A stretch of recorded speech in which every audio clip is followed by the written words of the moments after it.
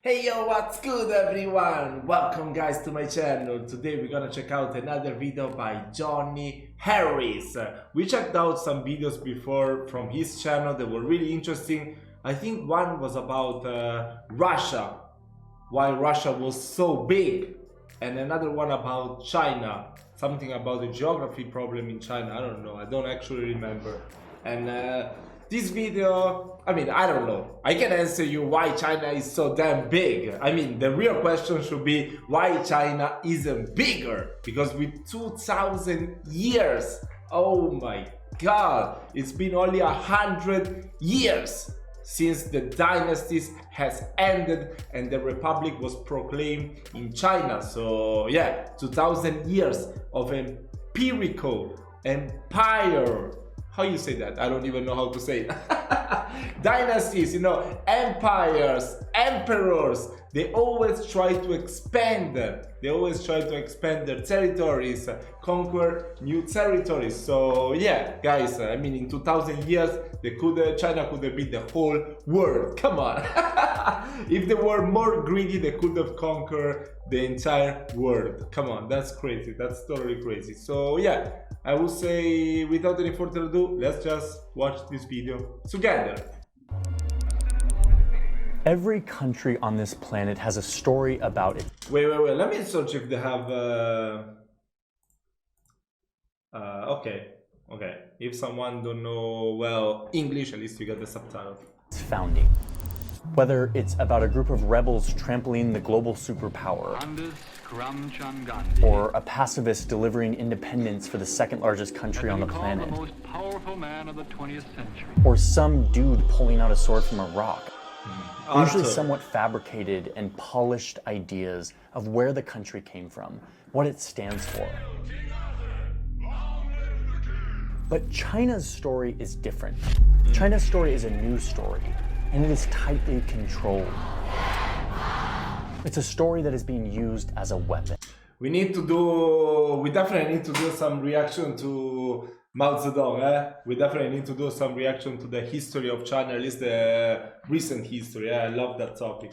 A weapon to subjugate millions of people, to eliminate ancient cultures, to expand China's borders farther than they've ever pushed before. It's a founding myth that can't be challenged within China, and it has been so heavily peddled and thoroughly implanted into the Chinese psyche that most people believe that China actually looks like this, and that it has always looked like this. But China doesn't look like this. China actually looks a lot more like this. But only if you look at the real history, the facts and the evidence, which is something you can't really do within China. So instead, the Communist Party has created and weaponized the myth of this over the past 70 years to erase these borders, to build islands, to threaten neighbors, and to undertake one of the largest assimilation projects in human history. It's a project that has cost them trillions of dollars and has been responsible for countless horrific human rights violations, all in the name of preserving a pretend version of history. A version that China believes will keep the Communist Party in power and make China the richest, most powerful country on earth. And what's scary is it just might work. This is the history of the CCP. Xi Jinping does not want you to know. Several mosques have been destroyed in China's far western region of Xinjiang. Xinjiang One of Xinjiang's holiest sites is not only cracking down on Muslims, but on other religions as well. One of the most common sights is the Chinese leader's smiling face. One of the world's most ambitious construction projects is going on in secret. Will not let foreign journalists visit those islands in the South China Sea. 我完全统一而奋斗。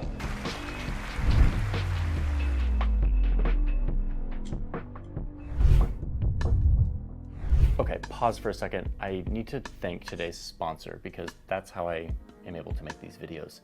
Thank you, NordVPN, who's a longtime.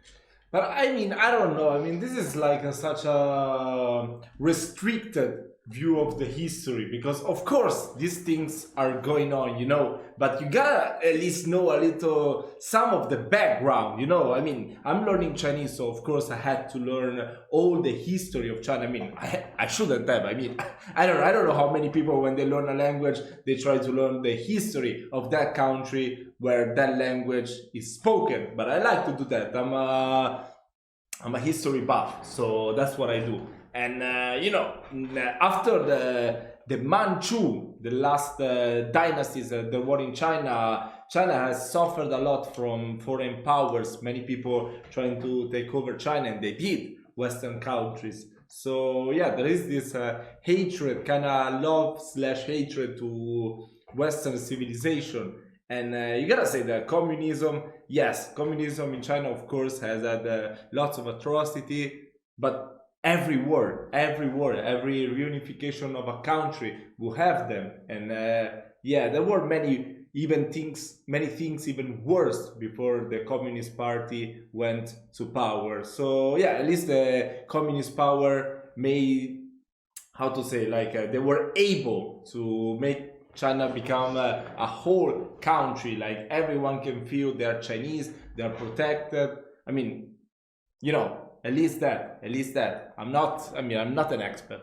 From what I learned, listening to history, talking to Chinese people and whatnot, that's what it is. You know, the Communist Party was what brought China together. Before, China was really broken between the warlords, between the Kuomintang, whatever that happened before that. So you cannot take that away. When you say something like this, you know, that you show that China is doing that thing that looks so bad or whatever, that I'm not questioning that that's not bad. Of course, don't get me wrong. I'm questioning, you know, they are doing this thing, and of course it's bad, but you gotta give people like a background of the history. You cannot just say directly that the communists are so bad, they went to power just to do bad things. No, that's not what happened. Come on. I'm a supporter of this channel. A VPN is a really cool tool that allows me to connect to the internet through a different country. This is cool because not only can I like stream Netflix, like that's not available in my country, but is available in like the UK, but also I've been traveling lately. And when I'm in like Korea, which I just was, and I try to connect to my Gmail or a bunch of other things that I'm logged into, all of these accounts freak out because they're like, someone in Korea is trying to hack into your email. And I'm like, no, they're not, it's me. So I just now reroute my connection to the US and my Gmail and everything is happy. That is one reason I use NordVPN, but NordVPN has become this way bigger threat protection tool.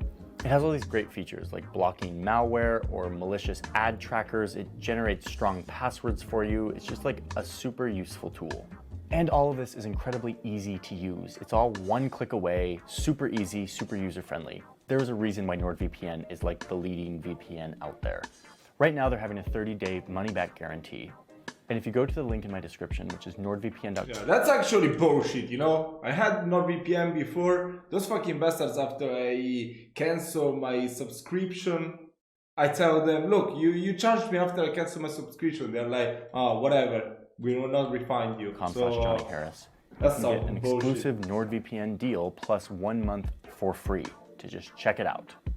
Using that link helps support this channel too, so do us both a favor, go click it, go check it out, and surf the internet from around the world and be safer about it. Thank you NordVPN for supporting this channel, for supporting this video.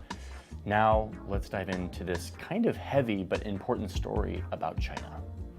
Okay, before we dive in, I want to just make it clear that I'm aware that all countries do this thing of weaponizing their history to make themselves look good and totally justify terrible things. You seem a decent fellow. I hate to kill you. This video is about China. You seem a decent fellow. I hate to die. So, I keep talking about this Chinese narrative, this Chinese myth. What is it? Well, you could hear me talk about it, or we could go right to the horse's mouth and listen to this guy, Xi Jinping, who's probably the best salesman for the Chinese story. Here he is giving a speech where he starts out with his boldest claim of all, that China is this 5,000-year-old civilization. With a history of more than 5,000 years, our nation created a splendid civilization. But according to his story, in 1840, outsider Europeans came in and tore apart his What the fuck? Why did I waste time saying it if he's gonna say it after. Oh man, I should have just shot my mom. Come on, I look stupid. Unified country. China was plunged into the darkness of domestic. No, actually, it wasn't really unified, or Europeans wouldn't have had such an easy job. And foreign aggression. And now China is fighting back. We must be ready to fight, build our ability, and keep striving to secure new victories in this struggle. So the modern Communist Party of China is engaged in a project to restore the greatness of China, to make China great again. Okay, right, but this is just a political speech. Why do we care if this guy's romanticizing the history a little bit? It doesn't really matter, right? No, actually, it does matter. Bam. Take a chill pill. What I want to show you is that Xi Jinping and the Communist Party use this story to justify terrible things. Mass assimilation of people to be controlled by the central government of Beijing. So to do this, let me just quickly go back and we can do a time lapse of this region of Asia and what it looked like over the past few thousand years to sort of fact check Xi Jinping. Here is China, cradle of civilization in Asia. What we think of as Chinese culture or Chinese civilization has indeed been around for thousands of years. It was born here along the Yangtze River, where a lot of the language, political systems, writing, art, all of those traditions sort of originated. But from there, the idea of a contiguous, unified China becomes kind of a myth. I'm going to put the modern borders of China on this map so that you can see what really is happening here. Over thousands. I think the unified China only happened under the Chinese Communist Party. It didn't happen before, actually. It was always separated each place. The communist, that's why communist is so big in China, because that's what actually brought all China together. I mean, I'm not an expert on this matter. I'm just saying what I know. Thousands of years, if you were to look at this territory, you would see all sorts of land configurations. Looking at this, you can see that China goes from these periods of unity to periods of total division. Over the past several thousand years, China has gone from a bunch of divided kingdoms to periods of total unity, where lots of good things happen. Technology, agriculture, unity, power. During times of division, bad things happened. The country was in chaos, there was destruction, there was war, there was lawlessness. And this just keeps on happening for thousands of years, a seemingly endless cycle of unity and then division. Xi Jinping is very right that out of this region, during some of these unified periods, came like real serious advancements in shipping and math and like gunpowder and all of these things that like have informed how we've all developed as a world. This part of Eastern Asia was definitely on the forefront, but it was never one contiguous China for thousands of years. And the upshot was very clear. Unity meant prosperity and technology and all these good things, and disunity equals chaos and bad things. Okay, so it's now the 1700s, and over in Europe, the new fad is imperialism. Right. Yeah. European countries who are looking for more land so that they can expand their borders, send their armies, and everyone's doing it. It's the French, it's the British, it's the Spanish, it's even the Japanese are starting to get on board with this. And over here, in today what we call China, they had once again slipped into a period of serious disunity. They were divided, but this time it came with an extra dose of humiliation. It's not for nothing that the period stretching around 100 years from the 1840s to the 1940s is known as China's Century of Humiliation. This era of disunity in China came from outsiders.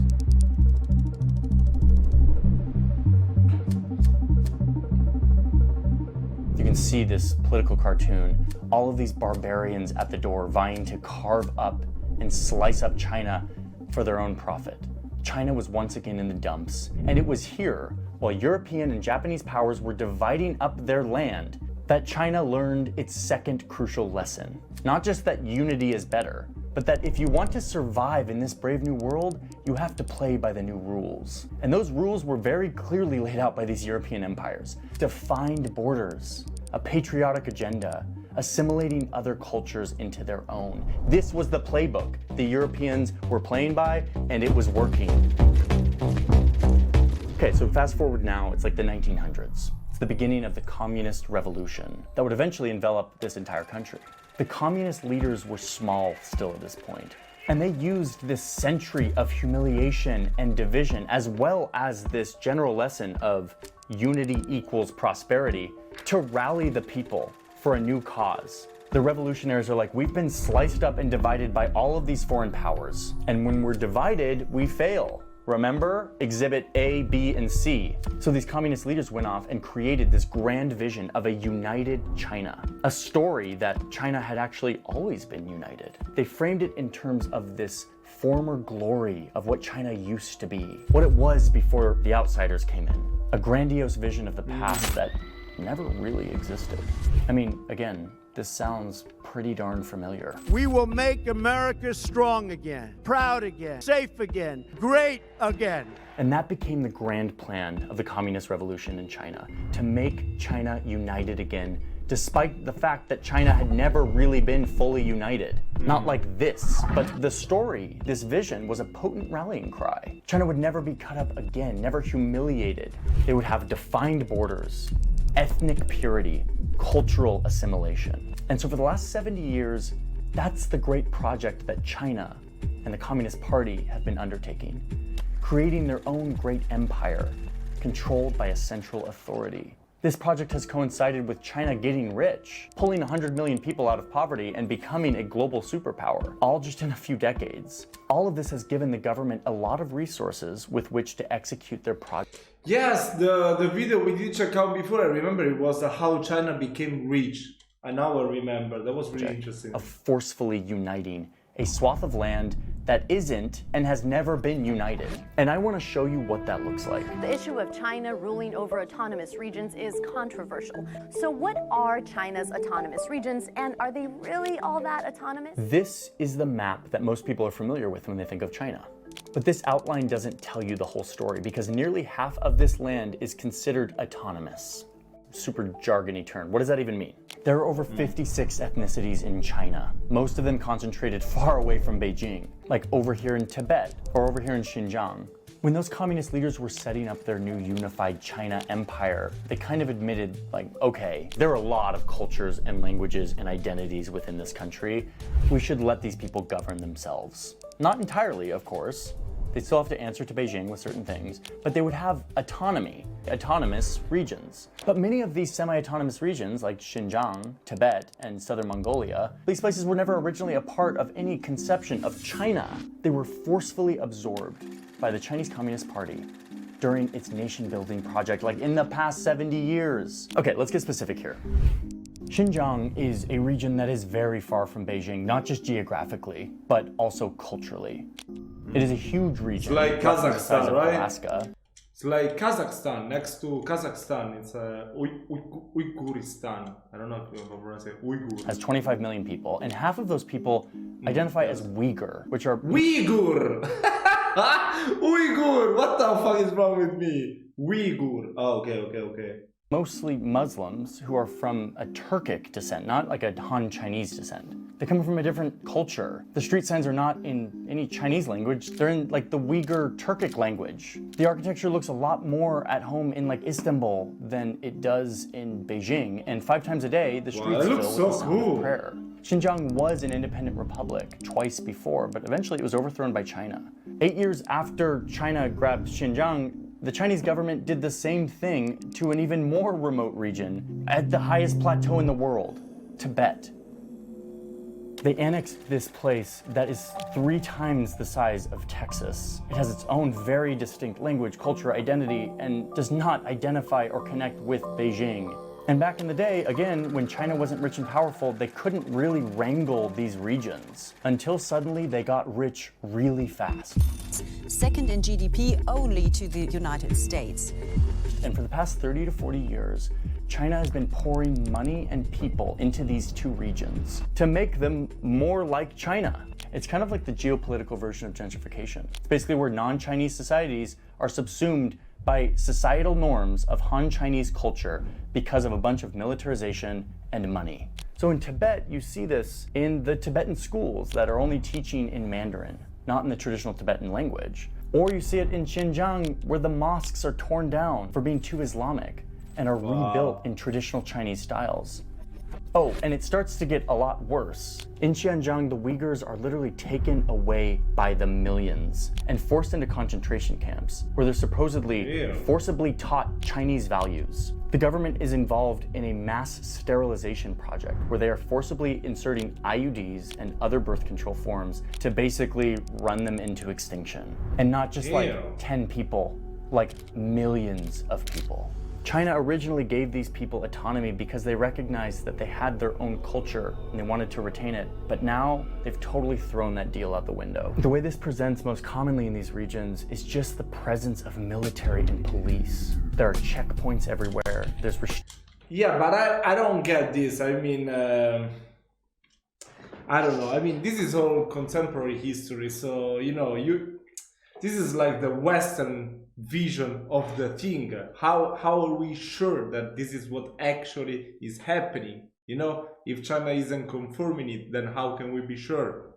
I don't know. Restricted movement, there's constant surveillance. And every year that passes by it becomes... I mean, I never want to believe things, you know? I never want to believe things until I'm 100% sure. Harder. These people resist, they fight back, they commit acts of terror. And in response, China sends more military, more police, and more surveillance equipment. In 2018, China spent $10 billion in security in Xinjiang.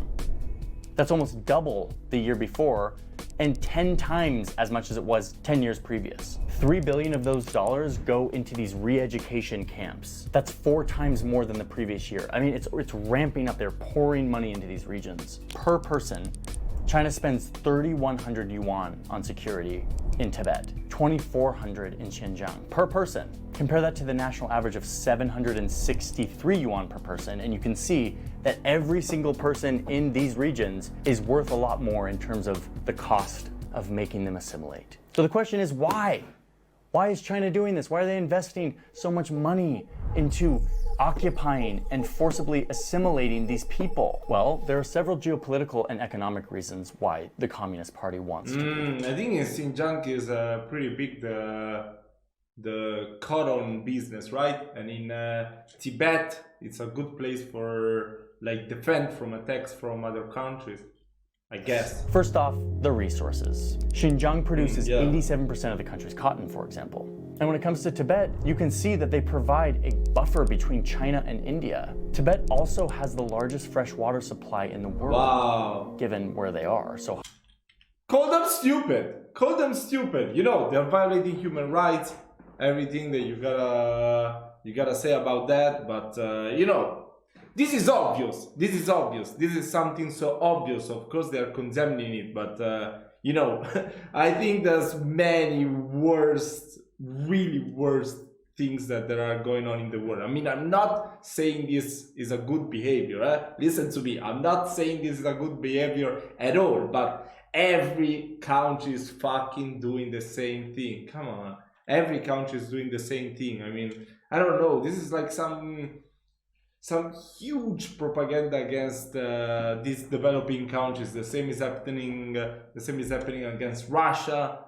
The same is happening now. You see, as we are seeing right now, to China. But you know, I'm sure that my country as well has done some shit that nobody wants to talk about. Like for example, in the First World War against Libya, or you know, in other countries that were colonized by Italy, you know, they've done some pretty bad shit. And nobody's talking about that. Not even in school. You don't even know that. They don't even teach you that. You gotta go yourself, find a book and learn about it, because nobody will teach you that. And if you say that on television, like it's taboo. And many countries are like this, the same thing as well. There are so many countries that they're assimilating other cultures. They're trying to eradicate that culture to make it into more, you know, like to kill that culture and assimilate it into its own country. So I don't know what China's doing. Of course it's bad, but people has been doing the same thing for so many years. So this is just propaganda. This is just propaganda. I mean,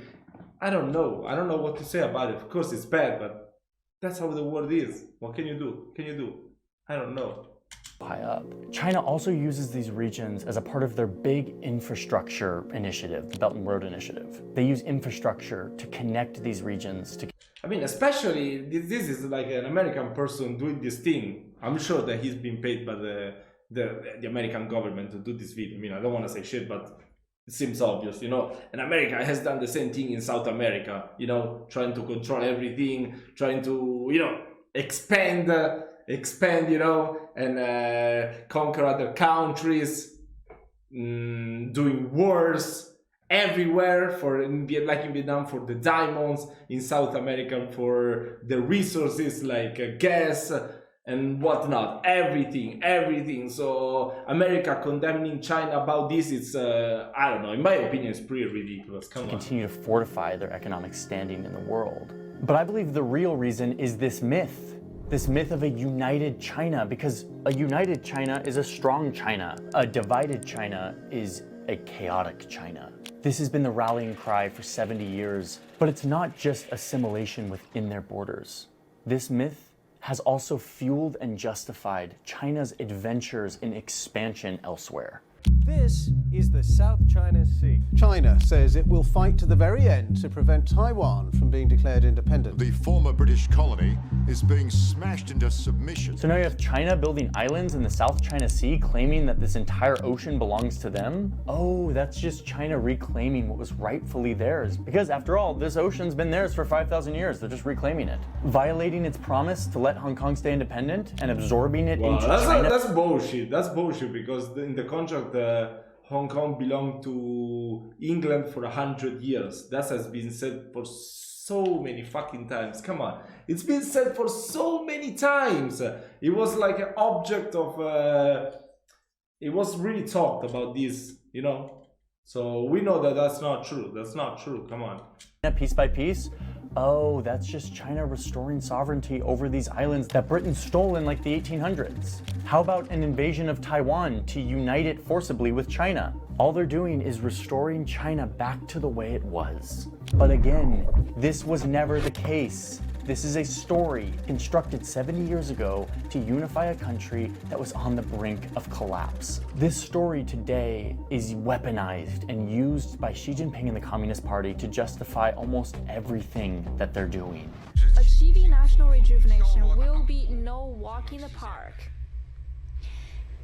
It will take more than drum beating and gong clanging to get there. Every one of us in the party must be prepared to work even harder toward this goal. Okay, so to end this, I just want to say one last thing, which is I have no interest in bashing on... Come on, bro. Come on, bro. Are you serious right now? You have no interest in bashing on China? Come on. You are obviously paid by the government to bash China, to badmouth everything that has been done in China. Like your own country is doing the same fucking thing in South America, in Central America, has been doing it like with the Gulf War, in Vietnam, in South Korea before. Come on, please. Oh my God, come on. Gotta be at least consistent. China and Chinese culture, there's so much beauty that comes from this region of the world. And as I mentioned, every one of the countries out there, including my own, are guilty. Oh, okay. He's admitting it. Okay. Of a weaponized history. The reason I'm concerned and focused on this is because this mythical fake story that China is using, it can't be fact-checked within China. So instead, the Chinese government is able to use this story as a weapon to justify the oppression of its people, the grabbing of land. And honestly, looking at it, how it's playing out, it's just a modern day version straight out of the old European imperialistic handbook. How?